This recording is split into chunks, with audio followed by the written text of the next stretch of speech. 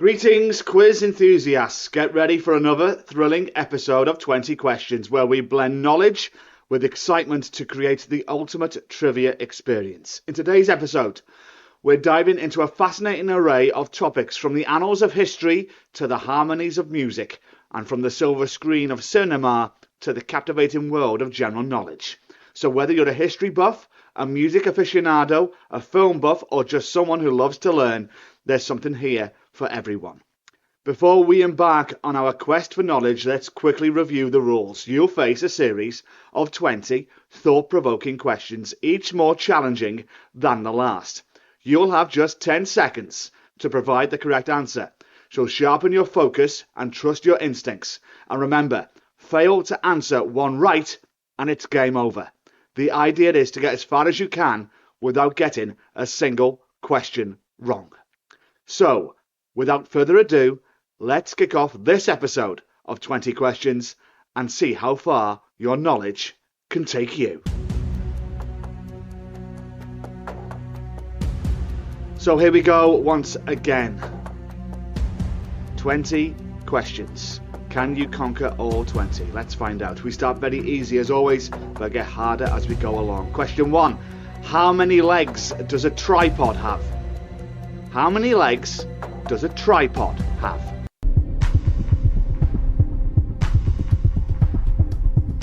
Five, 4, 3, 2, 1. A tripod typically has 3 legs. 3 the right answer. Question 2. Before adopting the euro, the franc was the unit of currency in which European country? Before adopting the euro, the franc was the unit of currency in which European country?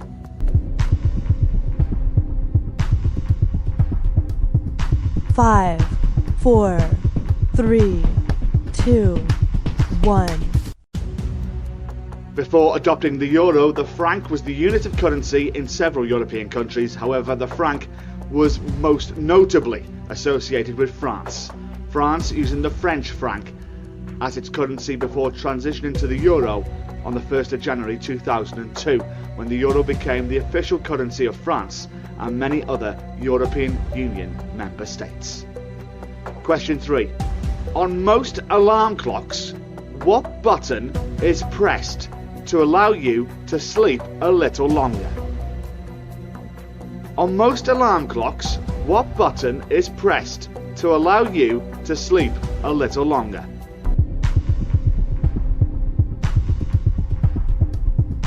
Five, 4, 3, 2, 1. On most alarm clocks, the button pressed to allow you to sleep a little longer is the snooze button. When the alarm sounds, pressing the snooze button temporarily silences the alarm for a few minutes, typically around 5 to 10 minutes before it starts ringing again. This feature allows you to catch a few extra minutes of sleep before fully waking up. To question 4. What kind of eagle is the national bird of the United States of America? What kind of eagle is the national bird of the USA?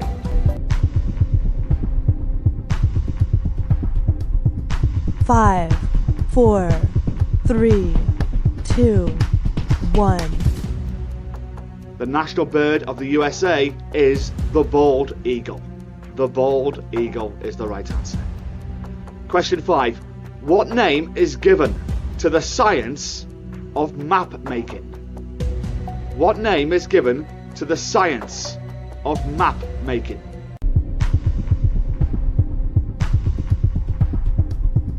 Five, 4, 3, 2, 1. The science of map making is known as cartography. Cartography involves the creation, study, and interpretation of maps, charts, and other geographic representations of the Earth's surface or celestial bodies. Cartographers utilize various techniques, tools, and technologies to accurately depict spatial relationships, features, and phenomena, making maps essential for navigation, planning, and understanding the world around us. Question number 6. How many strings does a standard guitar have? How many strings does a standard guitar have?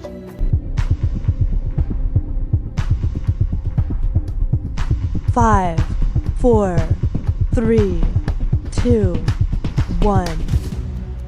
A standard guitar typically has 6 strings. These strings are usually tuned to the notes E, A, D, G, B and E. Starting with the lowest pitch string, which is the thickest string, to the highest pitched string, which is the thinnest string.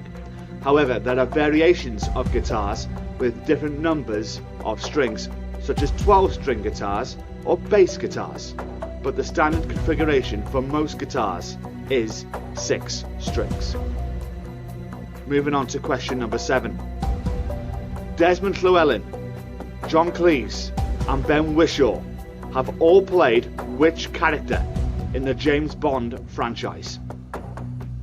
Desmond Llewellyn, John Cleese and Ben Whishaw have all played which character in the James Bond franchise?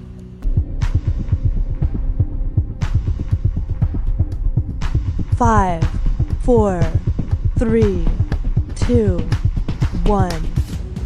Desmond Llewellyn, John Cleese and Ben Whishaw have all played the character Q in the James Bond franchise. Q is the head of the Fictional Research and Development Division of MI6 and is responsible for supplying Bond with his high-tech gadgets and equipment to aid him on his missions. Each actor brought their own interpretation to the role of Q, contributing to the character's enduring popularity in the James Bond series. To question number 8. And where would James Bond usually meet some of his foes? In a casino. And this question deals with the roulette wheel. What number on a standard roulette wheel is presented on a green background? What number on a standard roulette wheel is presented on a green background?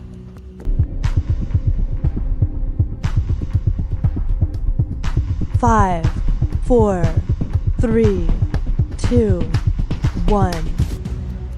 On a standard roulette wheel, the number presented on a green background is the number 0. In European roulette, there is typically only one green pocket containing the number 0, while in American roulette, there are 2 green pockets, one containing 0 and the other containing 00. These green pockets represent the house's advantage in the game, and bets placed on them typically result in the house winning. Question number 9. Which inventor has given his name to the SI unit of power? Which inventor has given his name to the SI unit of power?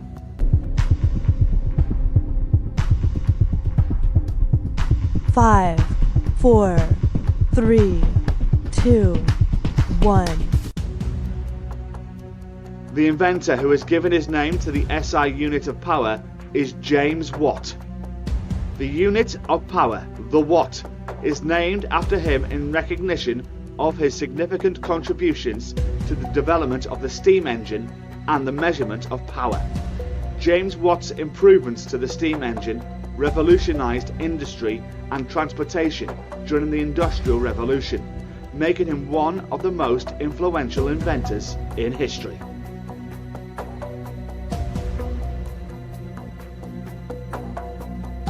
To question number 10. In which city does the running of the bulls take place every July?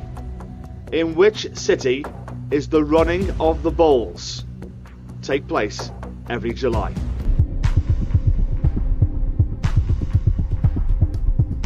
Five, 4, 3, 2, 1.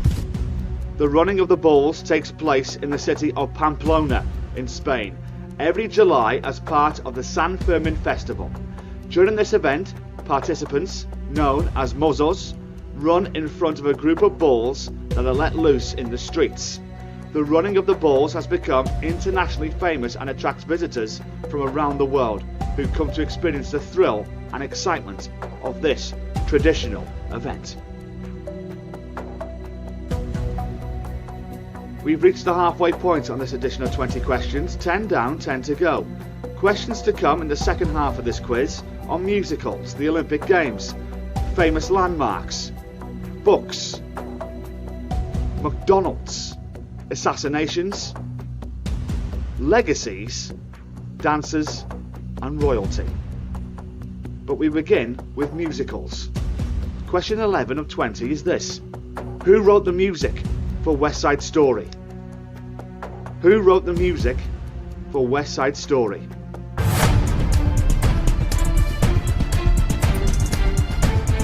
Five, 4, 3, 2, 1.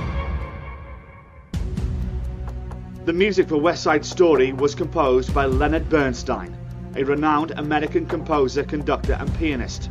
Bernstein collaborated with lyricist Stephen Sondheim and choreographer Jerome Robbins to create this iconic Broadway musical, which premiered in 1957. West Side Story is celebrated for its innovative fusion of music, dance and storytelling, as well as its timeless themes of love, prejudice and social justice. Bernstein's masterful score, which blends elements of classical music with jazz and Latin influences, remains one of the most beloved and enduring aspects of the musical. Question 12. Which city is the only one to have staged both the Summer and Winter Olympics? Which city is the only one to have staged both the Summer and Winter Olympics?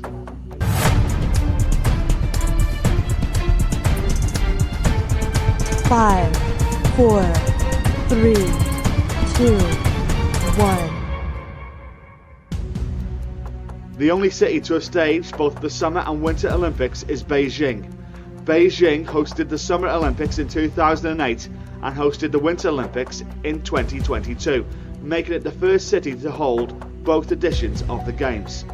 This demonstrates China's growing prominence in the world of sports and its commitment to hosting major international events. Question 13. Getting a little tougher now. Landmarks. In which European city would you find Wenceslas Square? In which European city would you find Wenceslas Square?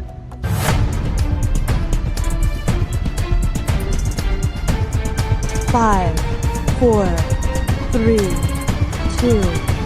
1.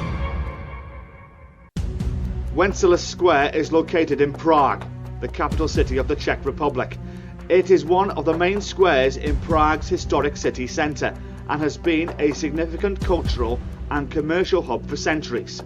Wenceslas Square is named after Saint Wenceslas, the patron saint of Bohemia, and is lined with shops, restaurants and hotels and other cultural institutions. It has been the site of many important events throughout Czech history, including political demonstrations and celebrations. Question 14. Which 1984 semi-autobiographical novel by J.G. Ballard recounts the story of a young English boy who lives with his parents in Shanghai? Which 1984 semi-autobiographical novel by J.G. Ballard recounts the story of a young English boy who lives with his parents in Shanghai?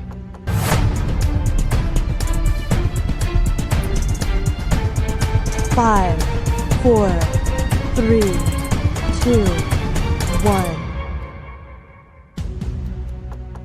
The 1984 semi-autobiographical novel by J.G. Ballard that recounts the story of a young English boy living with his parents in Shanghai is titled Empire of the Sun. The novel follows the protagonist, Jim, as he navigates the upheaval and hardships of World War II, including his experiences of a Japanese internment camp after the invasion of Shanghai.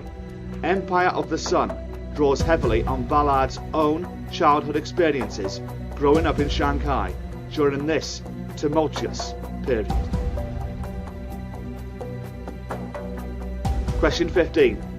Which philosopher said, "What does not kill me makes me stronger"? Which philosopher said, "What does not kill me makes me stronger"?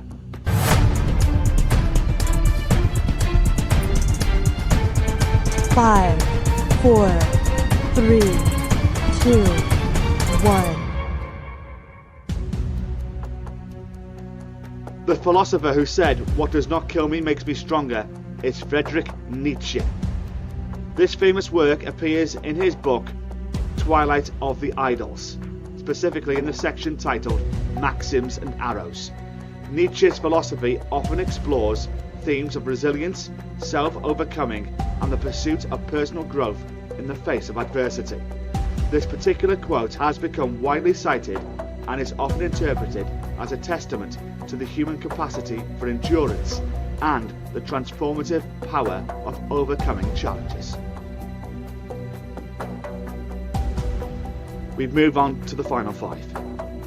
The hardest 5 questions on this edition of 20 Questions deal with fast food, assassinations, legacies, dancers, and royalty. The 5 tough questions begin now. If you thought the previous 15 were difficult, wait for these 5. 16 of 20. Fast food. In what US state did the original McDonald's open in 1948? In what US state did the original McDonald's open in 1948?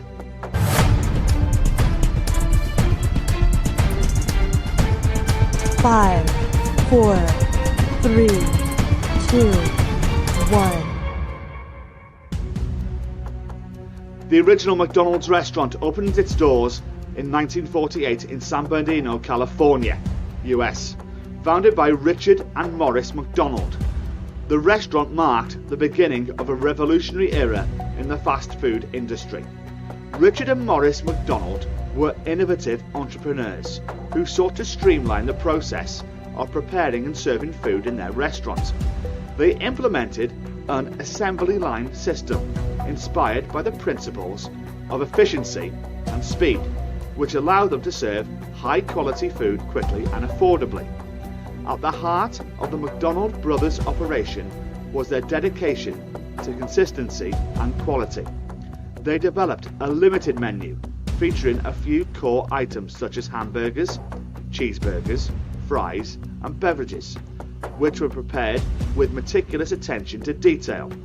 By focusing on a select number of items, the McDonald's restaurant could deliver fast service without compromising on taste or freshness. The success of the original McDonald's restaurant in San Bernardino quickly caught the attention of businessman Ray Kroc, who recognized the potential for franchising the concept on a larger scale. In 1955, Kroc entered into a partnership with the McDonald brothers and eventually bought them out, assuming control of the company. Under Ray Kroc's leadership, McDonald's Corporation expanded rapidly, with new franchises opening across the US and eventually around the world. The company's commitment to quality, convenience, and affordability helped it become one of the most recognizable and successful brands in the global fast food industry. Today, the original McDonald's restaurant in San Bernardino is no longer in operation, but its legacy lives on as a symbol of innovation and entrepreneurship. It serves as a reminder of the humble beginnings of a company that would revolutionize the way the world eats and shapes modern consumer culture.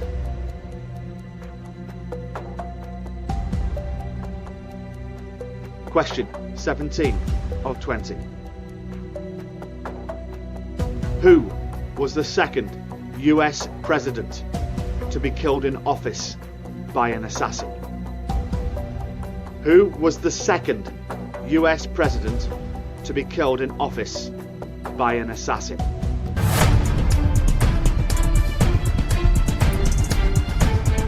5, 4, 3, 2, 1. You're going back to 1881 here. It's the second US president to be killed in office by an assassin was James A. Garfield, the 20th president of the US, just 4 months into his presidency. The circumstances surrounding his assassination and the events that followed are a significant part of American history. Garfield's presidency was marked by a promising start. He was known for his integrity, intelligence, and dedication to civil rights. However, his tenure was tragically cut short by the actions of Charles J. Guiteau, a mentally unstable individual who harbored delusions of grandeur and believed he deserved a government appointment. Guiteau was a persistent office seeker, repeatedly petitioning the Garfield administration for a diplomatic post or government position. When his efforts were repeatedly rebuffed, Guiteau became increasingly resentful and fixated on the idea of assassinating the president. He convinced himself that by removing Garfield from office, he would elevate himself into a position of power and influence. On July 2nd, 1881, President Garfield was walking through the Baltimore and Potomac Railroad Station in Washington, D.C. Guiteau approached him and fired 2 shots at close range. One bullet grazed Garfield's arm, while the other lodged in his abdomen. Garfield was rushed to the White House, where he received medical attention, but the extent of his injuries was not fully understood at the time. In the days and weeks that followed, Garfield's condition deteriorated as doctors struggled to locate and remove the bullet in his body. Despite the best efforts of medical professionals, Garfield's health continued to decline, and he eventually succumbed to his injuries on September 19, 1881, at the age of just 49. The assassination of President Garfield shocked the nation and led to widespread mourning and calls for justice. Charles Guiteau was swiftly apprehended, tried, and convicted for murder. He was executed by hanging on June 30th, 1882.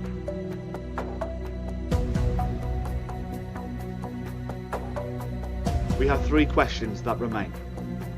Question 18 of 20 is on legacies. This is a strange one.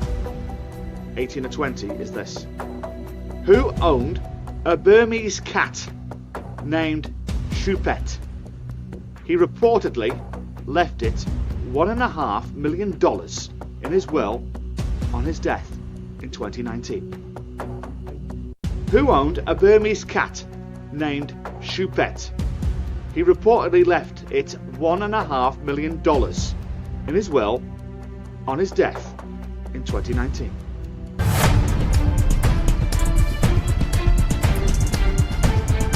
Five, 4, 3, 2, 1. Now you either know this one or you don't. What a fascinating story this is.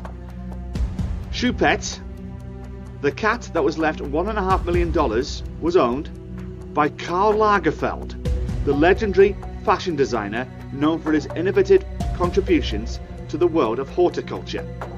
He left an indelible mark on the fashion industry.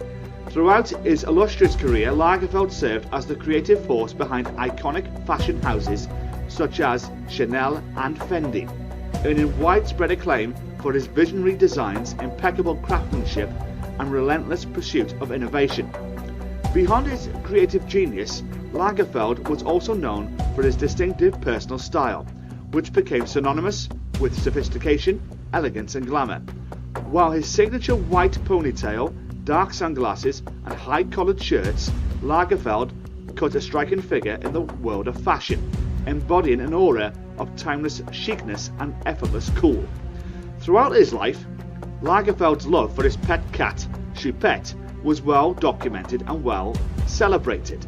Choupette, a beautiful Burmese cat, quickly became Lagerfeld's constant companion and muse, accompanying him on his travels, appearing in fashion shoots, and even inspiring entire collections. Lagerfeld's affection for Choupette was evident in the lavish lifestyle he provided for her, which included private jets, gourmet meals and luxurious accommodations. Choupette's pampered existence captured the public's imagination and earned her a legion of adoring fans who eagerly followed her exploits on social media and in the press. In a testament to his deep bond with Choupette, Lagerfeld reportedly made provisions for her care and well-being in his will, leaving her a substantial inheritance of $1.5 million. This extraordinary gesture underscored Lagerfeld's devotion to his beloved feline companion and highlighted the special place that animals hold in his heart. Karl Lagerfeld's legacy as a visionary designer, cultural icon and devoted pet parent continues to resonate in the world of fashion and beyond. His enduring influence on style, creativity and innovation serves as an inspiration to future generations of designers and artists, while his unwavering love for Choupette remains a touching reminder of the profound connections we all share with our animal companions. Question 19 of 20.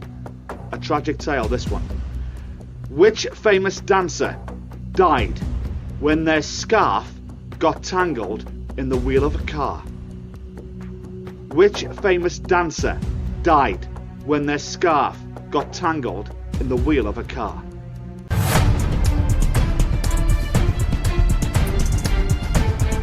Five, 4, 3, 2, 1.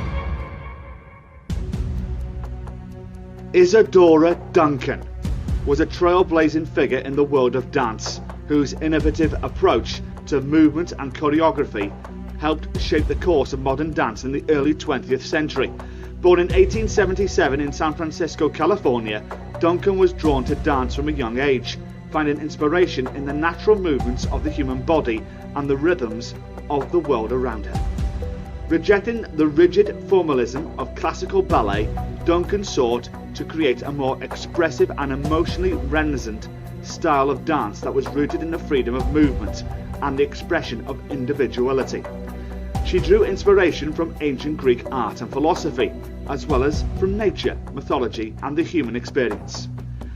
At the heart of Duncan's approach to dance was the idea of natural movement, which emphasized the organic flow of the body and the connection between movement and emotion. She believed that dance should be spontaneous and instinctual expression of one's innermost feelings, rather than a rigidly prescribed series of steps. Duncan's performances captivated audiences with their simplicity, grace, and emotional depth. She eschewed elaborate costumes and sets in favour of flowing fabrics and bare feet, allowing her movements to take centre stage. Her choreography often drew inspiration from themes of love, freedom, and the human spirit, resonating with audiences around the world. However, tragically, Duncan's life was cut short in 1927, when she suffered a fatal accident in Nice, France.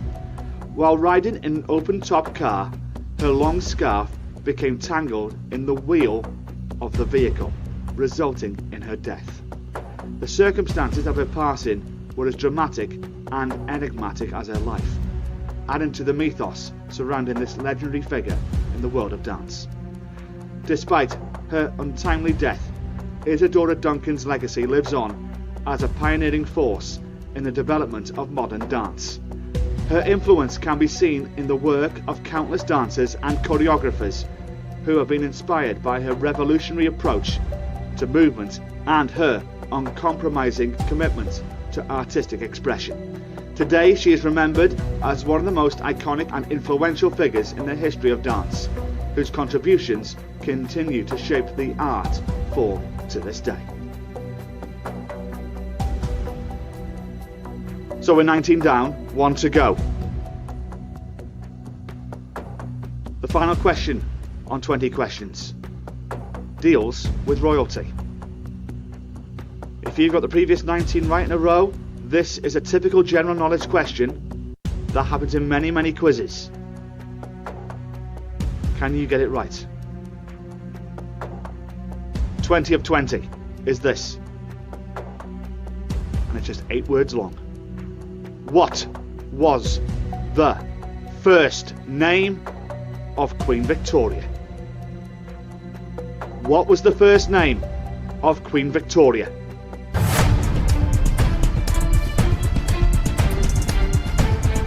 Five, 4, 3, 2, 1.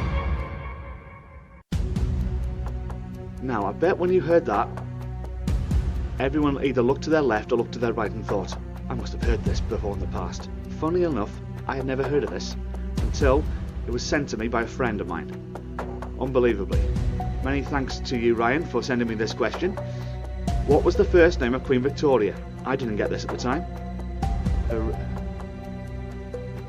Her name is Alexandrina Victoria. Born on May the 24th, 1819 in Kensington Palace in London. She was the daughter of Prince Edward, Duke of Kent and Strathearn, and Princess Victoria of Saxe-Coburg-Saalfeld. At the time of her birth, Victoria was 5th in line to the throne. Victoria's early years were marked by tragedy and isolation. Her father died when she was just 8 months old, leaving her to be raised primarily by her mother. Victoria's upbringing was strict and regimented, with an emphasis on education, discipline and moral values. In 1830, following the death of her grandfather, King George III, Victoria's uncle, King William IV, ascended to the throne. As William had no legitimate children, Victoria became heir presumptive to the throne of the United Kingdom. She received a thorough education in preparation for her role as Queen, studying subjects such as history, languages and constitutional law. On June the 20th, 1837, Victoria's life changed dramatically when King William IV died, and she became Queen of the United Kingdom of Great Britain and Ireland at the age of just 18. She chose to reign under her second name, Victoria, instead of her first name, Alexandrina, and was formally known as Queen Victoria from that point forward. Queen Victoria's reign, which lasted over 63 years, became known as the Victorian era, a period characterised by significant cultural, political and industrial change. During her reign, Victoria oversaw the expansion of the British Empire, the Industrial Revolution and the formation of British society. She became a symbol of stability and continuity in an era of rapid change and uncertainty. Queen Victoria's reign came to an end with her death on January the 22nd, 1901, at the age of 81. She was succeeded by her eldest son, Edward VII, marking the end of the Victorian era and the beginning of a new chapter in British history. Victoria's legacy as one of the longest reigning monarchs in British history and her impact on the world during the Victorian era continue to be remembered and studied to this day. The story of Queen Victoria, born Alexandrina Victoria, concludes this edition of 20 Questions. How did you get on this week? Are you sitting on the throne on top of the quizzing world? Let me know on Twitter at 20questionsquiz or drop me an email, 20questionsquiz@gmail.com. I'd love to hear from you wherever you are in the world, or if you've got a great bit of trivia that you want to share with the world, let me know. I'd love to hear from you wherever you may be. That concludes this edition of 20 Questions. We are back on Thursdays and every Thursdays. From me, Johnny Bryan, thank you so much for your company once again. Until next time, I'll see you soon. Bye for now.